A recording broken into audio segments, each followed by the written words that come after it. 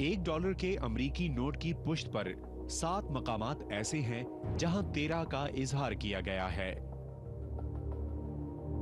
Number 1, उकाब के पंजों में 13 तीर हैं जो ताकत और जंग की अलामत हैं। 2, उकाब के दूसरे पंजे में जैतून के पत्तों की एक शाख है जिसमें 13 पत्ते दिखाई देते हैं। ये जैतून के पत्ते मजबूत मईशत की अलामत दिखाई देते हैं। इस तस्वीर में एक उलझन ये भी है कि उकाब तस्वीर में तीरों की तरफ देखने के बजाय जैतून के पत्तों की तरफ देख रहा है। 3, उकाब के सीने पर जो शील्ड या ढाल बनी हुई है उस पर सुर्ख और सफेद लकीरों की तादाद भी 13 है। 4, उकाब की बालाई सतह पर एक डिजाइन के अंदर जो सितारे बने हुए हैं उनकी तादाद भी 13 है। 5, एहराम के जो जीने बने हुए हैं उनकी तादाद भी 13 है। 6, उकाब की चोंच में जो बैनर लहरा रहा है उसमें ई प्लरीबस उनम के अल्फाज दर्ज हैं जिसका तर्जुमा है बहुत सौ में एक। इन अल्फाज के हुरूफ की तादाद भी 13 है।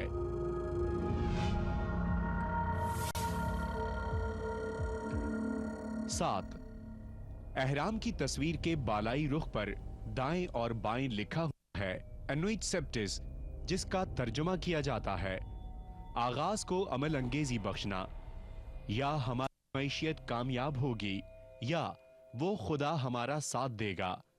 दिलचस्प हकीकत यह है कि एनुइट सेप्टिस के कुल हुरूफ की तादाद भी 13 है।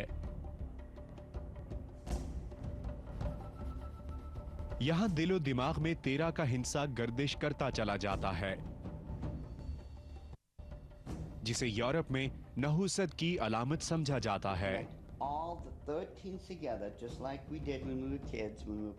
कुछ मगरबी मुफक्किरीन का ख्याल है कि 13 का हिंसा अमेरिका की उस वक्त की 13 रियासतों की यकजहती की अलामत है, लेकिन यही 13 का हिंसा एक खुफिया तंजीम इल्यूमिनाटी की पहचान है। कई तहकीककार कहते हैं ये 13 का हिंसा इल्यूमिनाटी के 13 खानदानों की अक्कासी करता है।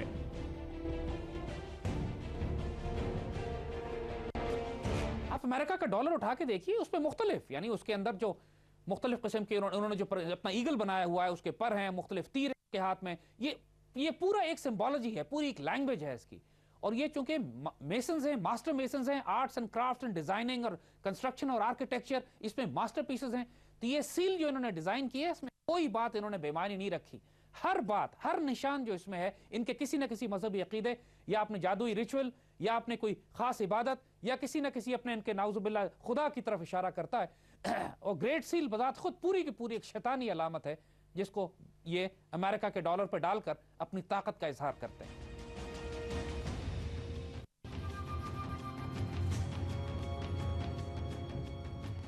इल्यूमिनाटी नामी ये खुफिया तंजीम 1760 के अशरे में कायम की गई। कई मुहक्किकीन इस तंजीम का आगाज 1776 में बताते हैं। इस तंजीम का बुनियादी एजेंडा था वन वर्ल्ड गवर्नमेंट।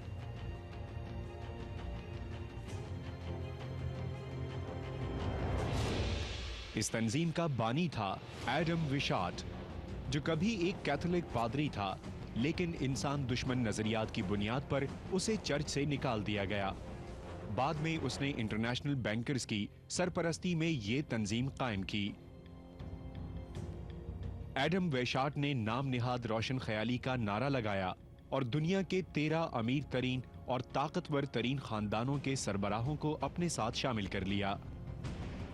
उन 13 खानदानों के नाम ये हैं: Astor, Bundy, Collins, DuPont, Freeman, Kennedy, Li, Onassis, Rockefeller, Rothschild, Russell, Van Duyn और मेट्रोविंजियन।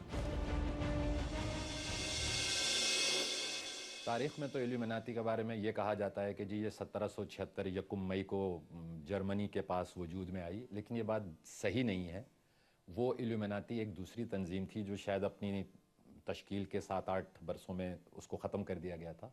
वो तो बुनियादी तौर पर असल इल्यूमिनाती को काउंटर करने के लिए बनाई गई थी। जहाँ तक इल्यूमिनाती या फ्रीमेसनरी का ताल्लुक है, ये तो तकरीबन हर दौर में किसी न किसी शक्ल में तंजीमें दुनिया में रही हैं।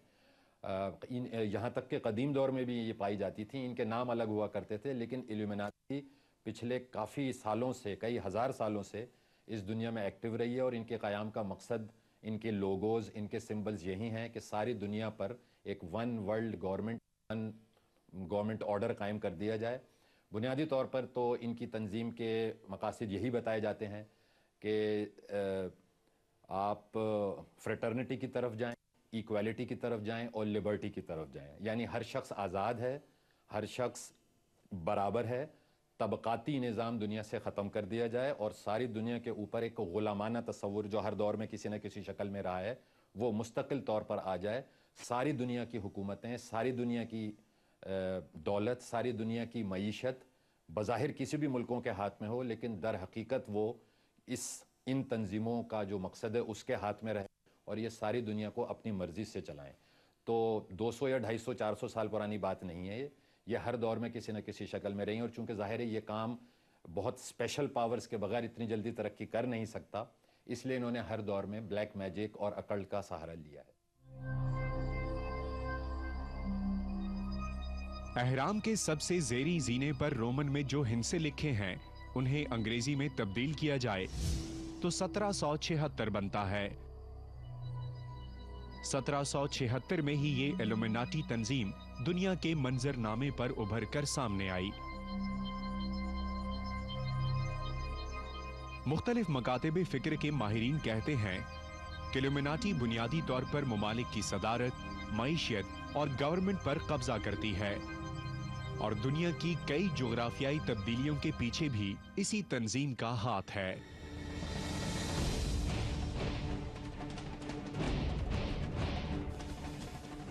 इस इल्यूमिनाटी तंजीम के बुनियादी नुकात ये हैं: 1. खानदानी निजाम को खत्म करके हर शख्स को इनफरादी जिंदगी की तरगीब दी जाए। 2. दुनिया में मौजूद तमाम ममालिक को रफ्ता रफ्ता खत्म कर दिया जाए। 3. दुनिया की तमाम तहजीबें फना करके एक तहजीब राइज की जाए। 4. आखिर दुनिया के तमाम मज़ाहिब को खत्म कर दिया जाए। 5. जब ये सब हो जाए तो एक आलमी हुकूमत बनाई जाए।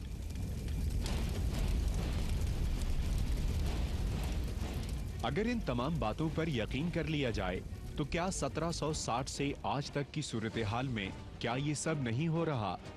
क्या पूरी दुनिया में खानदानी निजाम खुद खत्म हो रहा है या उसके पीछे इस तंजीम का हाथ है?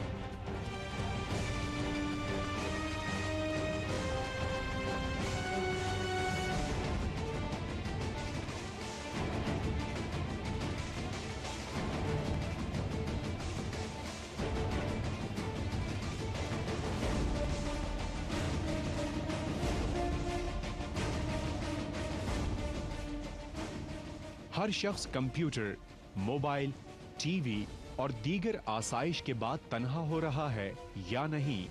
ग्लोबल विलेज ने पूरी दुनिया को मुख्तसर करके रख दिया है या नहीं?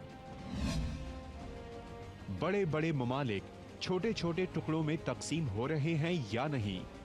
मज़ाहिब जो अमन की अलामत हैं, क्या उन मज़ाहिब को दकियानूसी तर्ज पर पेश किया जा रहा है या नहीं?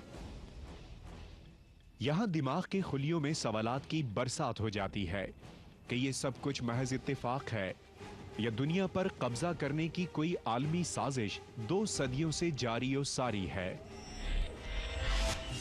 देखिए, इल्यूमिनाटी का बुनियादी मकसद समझ लीजिए पहले कि वो हर दीन, हर मजहब, हर इखलाकी इक़दार और हर मॉरल और सोशल वैल्यू के खिलाफ है। इनको मजहबी, माशी, माशरती अनारकी फैलानी है, फहाशी, बुराई, बदकारी फैलानी है, क्योस बर्पा करना है। ये बुनियादी मकसद हैं इल्यूमिनाटी के।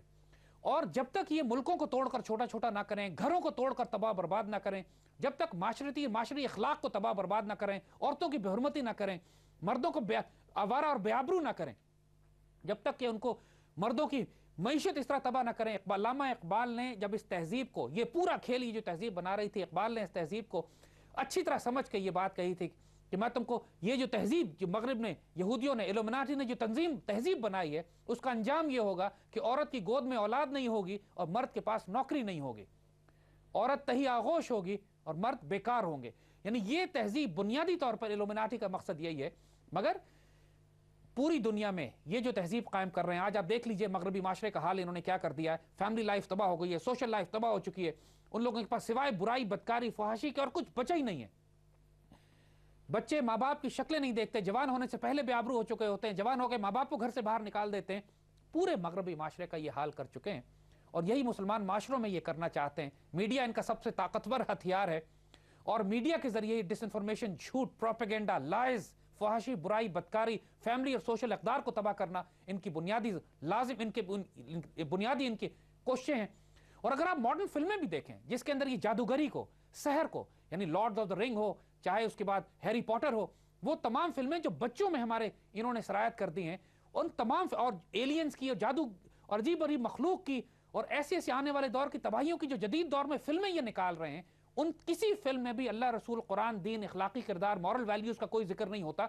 एक नस्ल तैयार की जा रही है पूरी दुनिया में कि जिस नस्ल के पास ना अल्लाह है, ना रसूल, ना कुरान, ना किताब, ना मॉरल वैल्यूज, ये सब अपने मीडिया के जरिए कर रहे हैं। हॉलीवुड इनका सबसे बड़ा हथियार है। पूरी दुनिया का मीडिया, पूरी दुनिया के मीडिया को बड़े बड़े यहूदी और फ्री मैसोनिक और इल्यूमिनाटी के खानदान कंट्रोल करते हैं और उसी के जरिए इंफॉर्मेशन मैनेजमेंट भी है, पूरी कौमों की रीप्रोग्रामिंग भी है, नई नस्ल को तबाह बर्बाद करना भी है। यही इनके एजेंडा में शामिल है।